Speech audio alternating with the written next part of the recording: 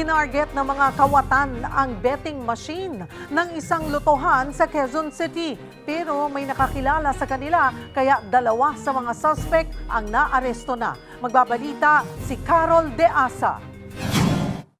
Sa pool sa CCTV ang lalaking ito na palakad-lakad sa labas ng isang lotto outlet sa Quezon City, Miyerkules ng pasado alas 7 ng umaga.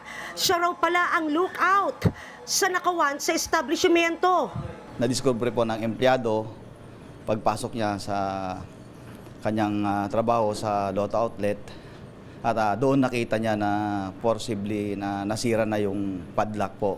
At pagpasok niya sa loob, na-discover niya na wala na yung lotto betting machine. Agad nagsagawa ng backtracking sa mga kuha ng CCTV.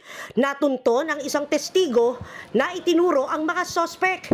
Kinilala ang mga kawatan na si alias Kalbo at alias Baba na nakatira lang pala sa likod ng lotto outlet.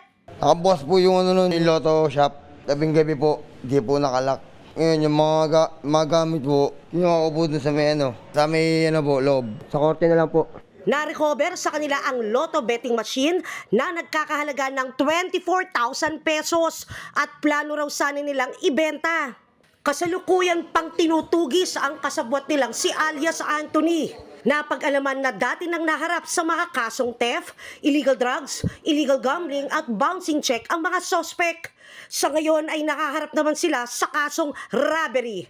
Kapatid, para sa 1PH, Carol De Asa, News 5!